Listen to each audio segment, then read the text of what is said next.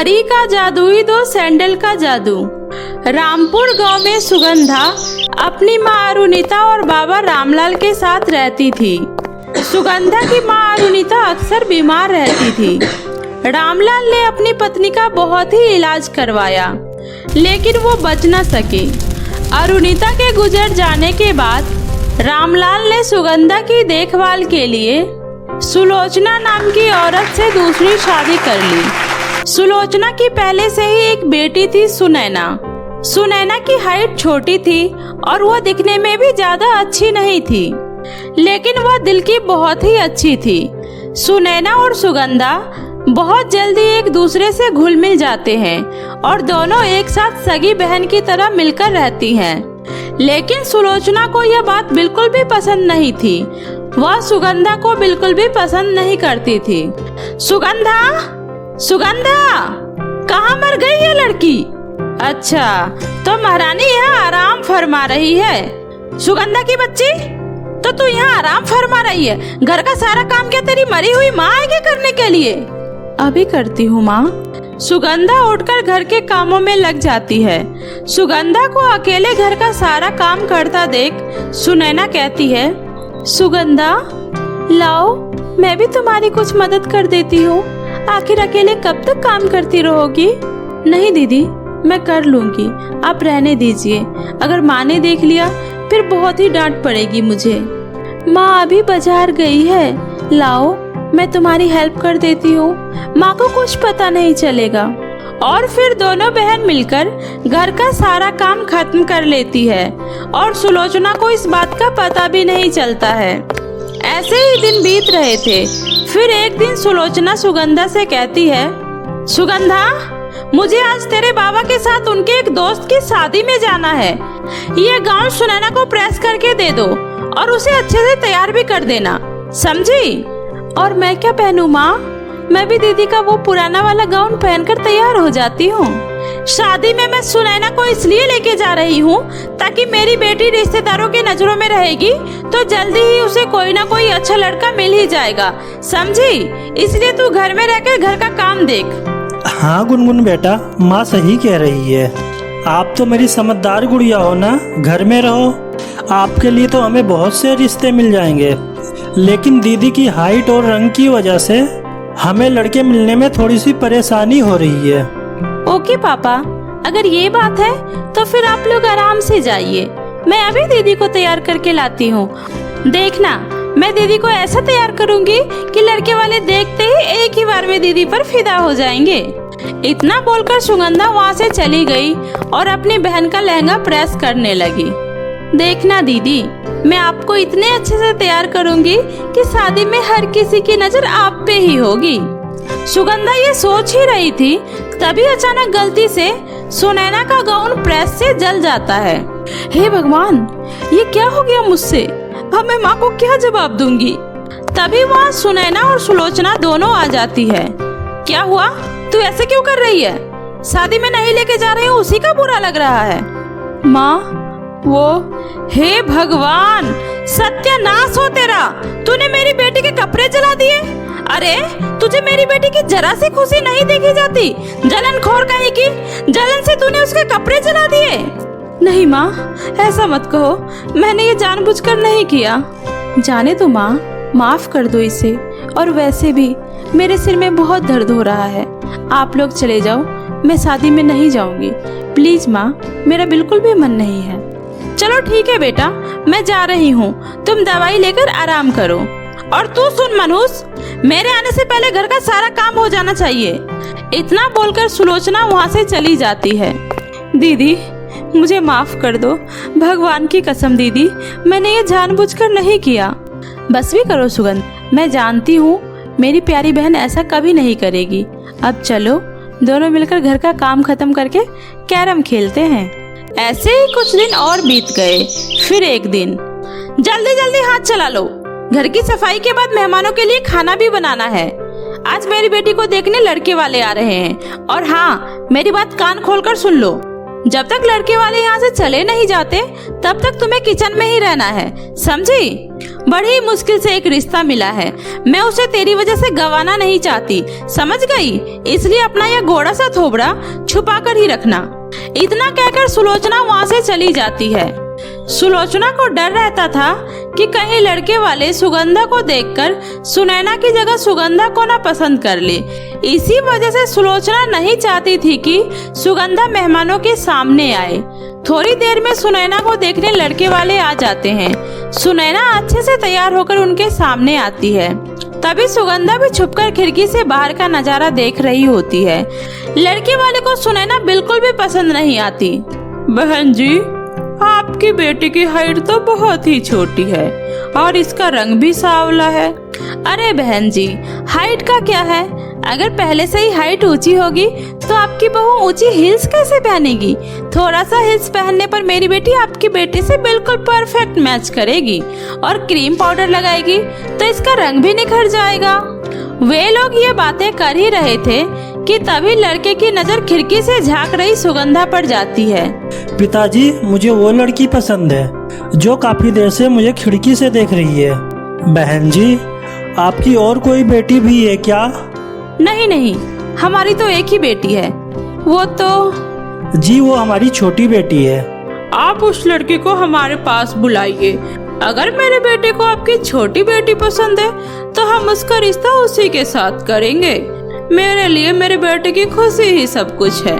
और फिर लड़के वाले सुगंधा को देखने के बाद अपने बेटे नरेश की शादी सुगंधा से तय कर देते हैं और वहां से चले जाते हैं। सब कुछ इतना जल्दी जल्दी हो गया कि सुगंधा को कुछ बोलने का मौका ही नहीं मिल पाता है। सुगंधा इन सब से बिल्कुल भी खुश नहीं थी। इधर सुनैना का दिल टूट जाता है और वह रोते हुए अपने कमरे में चली जाती है। इधर सुलोचना भी यह सब देखकर सुगंधा को बहुत ही भला बुरा सुनाती है। पड़ गई तेरे कलेजे पर ठंडक? अब तो तू बहुत खुश होगी ना? क्या बिगाड़ा है मेरी बेटी ने तुम्हारा जो उसकी खुशी की दुश्मन बनकर बैठी है? तू कहीं चले क्यों नहीं जाती हमारी जिंदगी से? हे भगवान, मैं क्या करूं इस मनहूस का? मरती भी नहीं है। इतना बोलकर सुलोचना वहाँ से चली जाती है। गुनगुन अपने मन में खुद को अपनी बहन की खुशियों का ग्रहण मानते हुए अपने घर से चली जाती है। चलते चलते वह एक जंगल में पहुँच जाती है और वहाँ बैठकर खूब रोती है। सही ही तो कह रही थी माँ, मैं ही मनहूस हूँ। आज मेरी बहन का रिश्ता मेरी वजह से टूट गया, लेकिन लड़के वाले मुझे पसंद करके गए। इसमें मेरी क्या गलती है? आखिर भगवान ने मुझे इतना सुंदर क्यों बनाया? सुगंधा रो ही रही थी कि तभी वहाँ एक बहुत ही खूबसूरत परी प्रकट होती है। मैं कोई सपना तो नहीं देख रही? परी यहाँ कैसे आ सकती है? आप तो परी हो ना? हाँ, और तुम कोई सपना नहीं देख रही हो। मैं परी हूँ। मैं इधर से गुजर रही थी तो तुम्हें उदास देखकर मुझसे रहा नहीं गया। कहो, क्यों रो रही हो तुम? उसके बाद गुनगुन रोते हुए परी को अपनी सारी बातें बताती है। सब सुनने के बाद परी गुनगुन को 2 जादुई सैंडल देती है। ये लो गुनगुन, यह 2 जादुई सैंडल है। एक सैंडल तुम अपनी बहन को दे देना, सब ठीक हो जाएगा। और दूसरा सैंडल तुम अपने पास रख लेना। तुम्हें कभी किसी चीज की जरूरत पड़ी तो तुम इस सैंडल से कोई भी एक चीज मांग सकती हो। और हाँ, यह सैंडल एक बार इस्तेमाल करने के बाद गायब हो जाएगा। इतना बोलकर परी वहाँ से गायब हो गई। अरे, ये परी कहाँ चली गई? और ये मुझे 2 सैंडल क्यों देकर चली गई? आखिर ये सैंडल से क्या होगा? खैर, मैं इसे अपने साथ घर लेकर चलती हूँ। सुगंधा परी की दी हुई दोनों सैंडल को लेकर सुलोचना ने एक क्रीम में खतरनाक केमिकल मिलाकर गुनगुन को देती है। अरे गुनगुन बेटा, कहाँ थी तुम? कब से मैं तुम्हें ही ढूंढ रही हूँ। मेरी बात से नाराज हो गई क्या? बेटी, मुझे माफ कर दो, मैंने तुम्हें कुछ ज्यादा ही डांट दिया। आखिर तुम कुछ दिन के ही मेहमान हो इस घर में। अपनी माँ को माफ कर दो बेटा। देखो, मैं तुम्हारे लिए क्या लेकर आई हूँ। ये बहुत ही महंगा क्रीम है। एक तो मैंने सुनैना को दे दिया और ये दूसरा तुम्हारे लिए लाई हूँ। अब जल्दी से इसे अपने चेहरे पर लगा लो, तुम्हारा गोरा चेहरा और निखर जाएगा। आखिर इस टाइम में तो दुल्हन को अपने चेहरे का खास ध्यान रखना होता है। सुगंधा यह सुनकर बहुत ही खुश होती है। उसे तो यकीन ही नहीं हो रहा था कि आज उसकी सौतेली माँ इतना कैसे बदल गई। लेकिन जो भी हो, वो अपने माँ के इस झूठे प्यार को सच समझकर बहुत ही खुश हो रही थी। सुगंधा खुशी से अपनी माँ से वो क्रीम ले लेती है और अपनी बहन के पास जाकर उसे परी द्वारा दी गई जादुई सैंडल दे देती है। दीदी, ये देखो, मैं आपके लिए ऐसी कमाल की चीज लाई हूँ जिसे इस्तेमाल करते ही तुम भी कहोगी, वाह क्या बहन मिली है मुझे। वाह सुनैना, ये सैंडल तो बहुत ही सुंदर है, पर मुझे नहीं चाहिए। प्लीज तुम इसे ले जाओ। अब तो सैंडल को देखकर भी मुझे ऐसा लगता है यह भी मेरी छोटी हाइट को देखकर मुझ पर हंसता है। अरे दीदी प्लीज मेरी खातिर एक बार ये सैंडल पहनकर दिखा दो ना, प्लीज दीदी। अपनी बहन की जिद के आगे झुककर सुनैना ने उस जादुई सैंडल को पहन लिया। सैंडल पहनने के बाद सुनैना की हाइट बढ़ जाती है और वह बहुत ही खूबसूरत लड़की में बदल जाती है। यह देखकर सुनैना खुशी के साथ साथ बहुत ही ज्यादा हैरान भी थी। फिर सुगंधा अपनी बहन को उस जादुई सैंडल के बारे में सब कुछ बताती है। भगवान तुम्हारी जैसी बहन हर किसी को दे। तुमने मुझे मेरी जिंदगी की सबसे बड़ी खुशी दी है सुगंधा। दीदी, सबसे बड़ी खुशी तो आज मुझे मिली है। आपको पता है, आज माँ ने मुझसे बहुत ही प्यार से बातें की और तो और उन्होंने मुझे ये क्रीम भी लाकर दिया है। मैं तो चली अपनी माँ के दिए हुए क्रीम को लगाने। आखिर माँ ने इतने प्यार से जो दिया है, मैं भी इसे बहुत ही प्यार से अपने चेहरे पर लगाऊंगी। वाह, यह तो बहुत ही अच्छी बात है। एक साथ दो खुशी। अब जाओ माँ की लाडली, जल्दी से क्रीम लगा कर दिखाओ। तब तक मैं माँ को अपनी खुशखबरी देकर आती हूँ। इधर सुगंधा बड़े ही प्यार से अपने चेहरे पर क्रीम लगाकर सो जाती है। उधर सुनैना अपनी माँ के पास जाकर बोलती है, माँ मैं कैसी लग रही हूँ? जी, किससे मिलना है आप? अरे माँ, मैं हूँ सुनैना, आपकी बेटी। आपने मुझे पहचाना नहीं? सुनैना, तू इतनी सुंदर कैसे हो गई? और ये तेरी हाइट भी लंबी हो गई। आखिर यह सब चमत्कार कैसे हुआ? यह सब तो सुगंधा की वजह से हुआ है माँ। सुगंधा दुनिया की सबसे अच्छी बहन है। आज उसी की वजह से मुझे जिंदगी की सबसे बड़ी खुशी मिली है। अब मुझे कभी किसी के आगे शर्मिंदा नहीं होना पड़ेगा। माँ, आप कुछ बोलती क्यों नहीं? क्या हुआ? बेटी, मुझसे अनजाने में बहुत बड़ी गलती हो गई। बेटी, सुगंधा कहाँ हो? वह तो अपने कमरे में आपके दिए क्रीम लगाकर सो रही है। क्या? हे भगवान!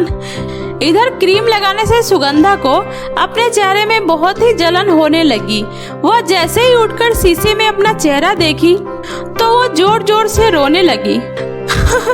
हे भगवान, ये मेरे चेहरे को क्या हो गया? और ये मेरे चेहरे में इतनी जलन क्यों हो रहा है? हाय! तभी सुलोचना और सुनैना वहाँ आ जाती है। बहन, ये तुम्हारे चेहरे को क्या हो गया? ये सब कैसे हो गया? मुझे बताओ, आखिर क्या हुआ है? सुगंधा सुनैना को बताती है कि यह सब उस क्रीम को लगाने के बाद से ही हुआ है। अब सुलोचना को अपने किए पर बहुत ही ज्यादा पछतावा होता है। वह सुगंधा को तड़पता देखकर रोने लगती है और बोलती है, सुगंधा बेटा, मुझे माफ कर दो। मेरी जलन और ईर्ष्या की वजह से आज तुम्हारी ये हालत हो गई बेटा। यह सब मेरी वजह से हुआ है। माँ, आपने ही सुगंधा को गलत क्रीम लगाने को दिया? मुझे माफ कर दे सुगंधा बेटा। उस दिन जब रिश्ते वाले ने तुम्हारी जगह सुगंधा को पसंद कर रिश्ता पक्का करके चले गए तो मुझसे यह बिल्कुल भी देखा नहीं गया और उसी का बदला लेने के लिए मैंने सुगंधा का चेहरा खराब कर दिया। यह सब मेरी गलती का नतीजा है। मुझे माफ कर दो बेटा। मेरी बुद्धि भ्रष्ट हो गई थी। मैं तुम्हारे आगे हाथ जोड़ती हूँ। माँ, आपने ये अच्छा नहीं किया। आज तक आप सुगंधा पर अत्याचार करती आई हो, मैंने कभी कुछ नहीं कहा, लेकिन आज आपने जो किया है उसके बाद आप मेरी माँ कहलाने के लायक भी नहीं हो। अरे, इस मासूम के साथ ऐसा करने से पहले आपके जरा भी हाथ नहीं कांपे? अरे जरा हालत तो देखो इसकी। सुगंधा, चलो मेरे साथ, मैं तुम्हें अभी हॉस्पिटल लेकर चलती हूँ। सब ठीक हो जाएगा बेटा। तभी सुगंधा कहती है, उसकी कोई जरूरत नहीं है माँ। दीदी, उधर जो जादुई सैंडल रखा है वो देना मुझे। और फिर गुनगुन उस जादुई सैंडल को पहन लेती है। हे जादुई सैंडल, मुझे पहले जैसा बना दो। सुगंधा के इतना बोलते ही वो फिर से पहले जैसा हो जाती है। परी ने मुझे उस दिन 2 जादुई सैंडल शायद इसी दिन के लिए दिया था। माँ, मुझे आपसे कोई शिकायत नहीं है। आपको आपकी गलती का एहसास हो गया, यही बहुत बड़ी बात है। और हाँ दीदी, अब आप भी माँ को माफ़ कर दो। माँ हम दोनों से बहुत प्यार करती है और यह सब बस नादानी में उनसे हो गया। प्लीज़ दीदी, माफ़ कर दो माँ को। और फिर उसके बाद सभी मिलजुल कर प्यार से रहने लगे। तो मेरे प्यारे दोस्तों, कैसी लगी आपको मेरी ये कहानी? मुझे कमेंट करके ज़रूर बताएं। और कहानी अच्छी लगी हो तो अपने दोस्तों के साथ भी शेयर करें। और हाँ दोस्तों, अगर आपने अब तक मेरे चैनल जादुई टीवी को सब्सक्राइब नहीं किया है तो प्लीज़ जल्दी से नीचे लाल बटन दबाकर अभी सब्सक्राइब कर ले। तो मिलती हूँ फिर ऐसे ही किसी नए मज़ेदार जादुई कहानी के साथ। तब तक आप अपना ध्यान रखें। बाय बाय दोस्तों।